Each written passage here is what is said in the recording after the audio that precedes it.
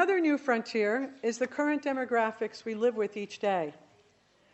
We have more sisters over the age of 75 than ever before. This gift of experience and wisdom is treasured. We also have fewer new members now than in past years, even in those countries who continue to receive candidates each year. Our candidates are coming from new, diverse, and often poorer cultures and require extensive education. We must create formation programs which will meet the needs of these candidates as we accompany them.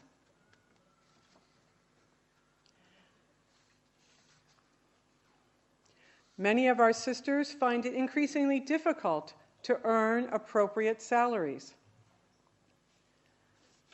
Our annual province, region, mission incomes are less, while our annual expenses are greater. The methods we relied on in the past for meeting our ministry, housing, educational, and financial needs may no longer work. We need to explore new models and make necessary changes.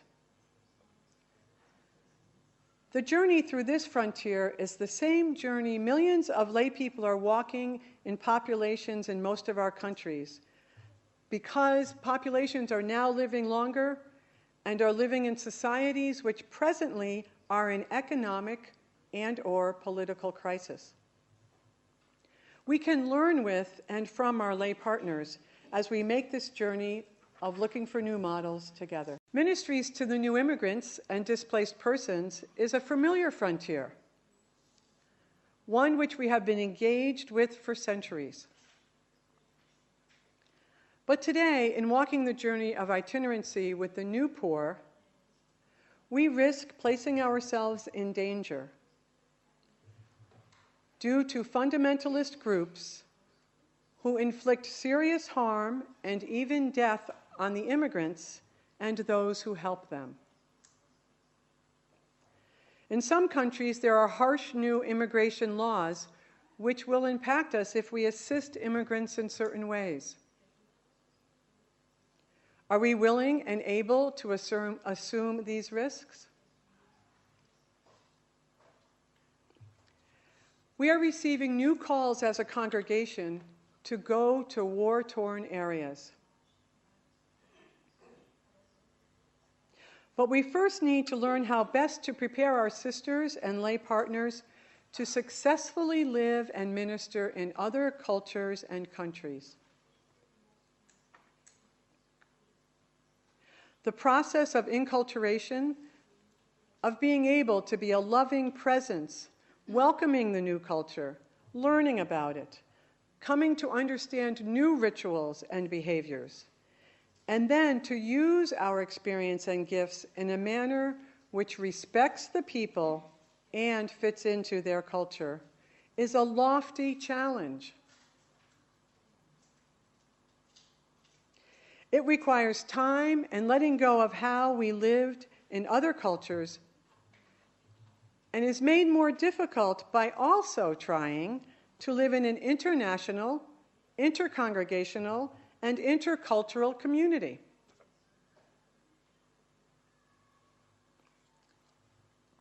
The development of future leaders grounded in faith and in our spirituality is paramount if we are to live fully our call to be a presence of communion on the many frontiers before us. We need to offer specific training to develop leaders who will be prepared to serve the congregation in leadership at all levels. But we must also challenge all sisters to be responsible members, responsible for the ongoing growth and life of our communities. In reflecting on this issue of responsible membership and leadership, we need to encourage all of our sisters to value the ministry of community leadership and to consider a call of the province, region, and mission to serve in leadership equally as important as the call to other ministries. We need to discern who the best leaders are for a given time and not be hindered by seeking women from only certain ministries or certain backgrounds, or following how we have always done it. As a congregation, we are culturally diverse, and our challenges on the many frontiers may be a little different. But we walk as one body, recalling that wherever we are, all of us are there. It is exciting to be women religious today, to live in the chaos and energy of an evolving life form. As Sisters of St. Joseph, if we continue to develop our ability to be discerning women, accountable to live the graces received in prayer, then together we can freely move with God as co-creators of who apostolic women religious will become in the future.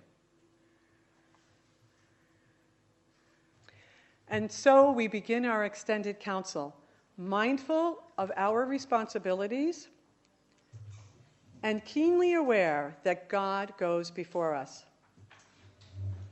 In today's gospel from Luke, we hear Jesus say, "Ask, and it will be given you. Search, and you shall find." And so, sisters, let us continue this search, ever grateful to be walking this journey with each other. That is, with a dedicated and blessed group of itinerants who together seek the work or the will of our loving God. Thank you.